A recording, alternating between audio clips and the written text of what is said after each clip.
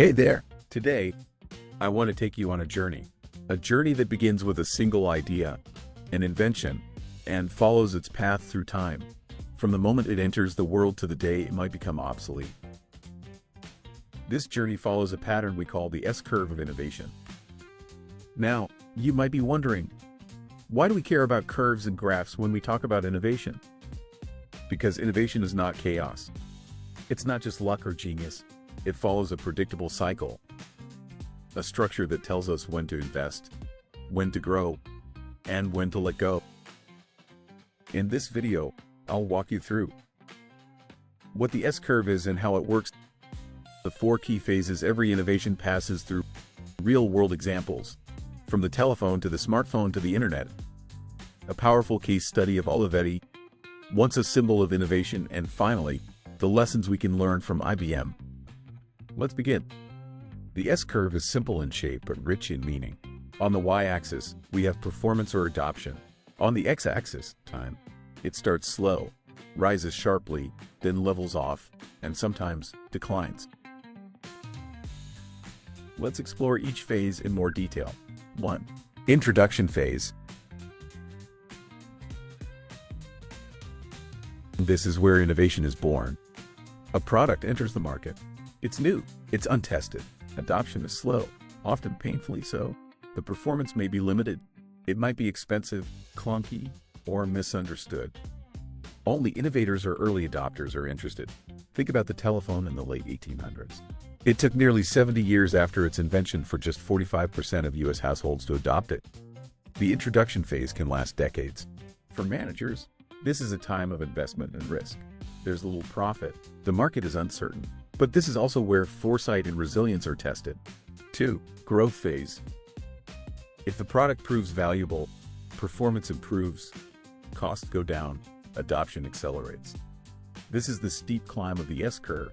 Suddenly, the world takes notice. Competition enters. Profits increase. The innovation reaches the early majority.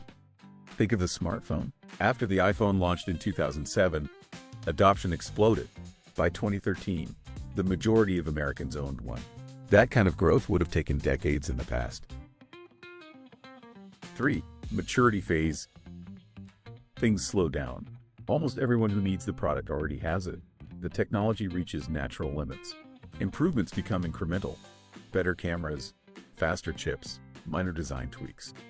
Market share stabilizes. The fight shifts to brand loyalty, pricing, and small differentiators. It's a time of efficiency and optimization, but also a warning sign. Something new could be around the corner. 4. Decline phase. The fall and then decline. Not always, but often, a better solution appears.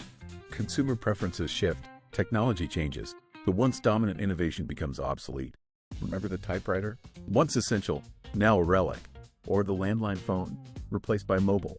In decline, even giants can fall. But here's the twist. Decline isn't the end, if you're ready to jump to the next S-curve. Let's make this concrete with 3 examples. 1. The telephone invented in 1876 by Alexander Graham Bell. But for the next 70 years, adoption was painfully slow. Only 45% of US homes had a phone by 1945. Then came the growth phase, from 45% to over 90% between 1945 and 1970. Maturity followed. For years, phones were everywhere. Innovation slowed. Eventually, mobile phones disrupted the entire model. People cut the cord. The S-curve played out over a full century. 2. The smartphone. The first iPhone came out in 2007. Within a decade, smartphones were everywhere. In the US, ownership jumped from 35% in 2011 to 91% in 2024. This is a compressed S-curve, thanks to global markets, faster infrastructure, and viral adoption. We're now in the maturity phase. Everyone has one. Sales growth has slowed. The next curve. Maybe AR glasses, maybe AI companions. 3. The internet. In 1991, only 0.1% of the world was online. Fast forward to 2025, over 5.6 billion users. The internet is now essential infrastructure, like electricity. Its S-curve may not decline, but platforms on the internet do. Think of MySpace, Yahoo. Even Facebook is facing flattening growth in some regions. The S-curve applies not only to technologies, but to business models, apps, platforms, even habits. Now let me tell you a story about a company that followed the S-curve all the way up and then all the way down. Olivetti, an Italian company founded in 1908. It started by making typewriters, handcrafted at first, just 20 a week. Introduction phase, they were bringing new technology to Italy. Demand was low, the market was small, but they believed in it. They refined their products and began mass production in the 1920s. By the end of the decade, they were making 13,000 machines a year. Growth phase, post-World War II, under Adriano Olivetti, the company thrived. They embraced design, innovation, and expansion. By 1958, they had 24,000 employees. They exported globally. They bought Underwood in the US, boosting their market share. They even explored early computing, setting up an electronics lab in the 1950s. Maturity phase. By the 1960s, the typewriter was everywhere. Olivetti was at the top. They launched iconic products like the Valentine, part machine, part design object. But here's the problem. Innovation was slowing. IBM launched the Electric Selectric in 1961. Competition shifted. And then came a critical moment. In 1964, Olivetti sold its computer division to General Electric. That's right. Just as the world was shifting toward computing, Olivetti exited the game. They chose short-term stability over long-term innovation, and they paid the price. Decline phase in the 1980s and 90s. The PC killed the typewriter. Olivetti's market disappeared. They tried to pivot, launching PCs like the M24. But by then, it was too late. Giants like IBM and HP were dominating. In 1994, Olivetti stopped making typewriters. After 80 years, the curve was over. Now contrast that with IBM. In the 1960s, they also made typewriters. The IBM Selectric was a bestseller.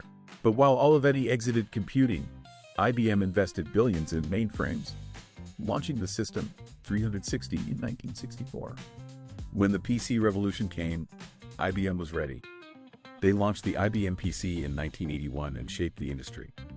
When PCs became commodities in the 1990s, IBM pivoted again, this time to services and software. Each time, IBM jumped to a new S-curve before the old one collapsed. They even exited the typewriter business in 1991. A bold move, but the right one. The lesson? Success doesn't come from staying at the top of a single curve. It comes from preparing for the next one while you're still on top. IBM had the foresight and the courage to make those jumps. So what does this all mean for you? Every product, every technology, every business is somewhere on the S-curve. So ask yourself, are you just getting started? Focus on learning and iteration. Are you growing fast? Double down. Scale smartly. Are you mature? Invest in efficiency, but keep one eye on the horizon. Are you declining? Don't panic. Reinvent. Jump. The S-curve isn't just a theory. It's a mindset, a tool to anticipate change, to manage innovation with clarity. Don't be like Olivetti, brilliant but too slow to shift. Be like IBM, bold enough to let go of the past and build the future. Because in the end, innovation is a wave. You can ride it, you can fall with it, or you can use it to launch the next one.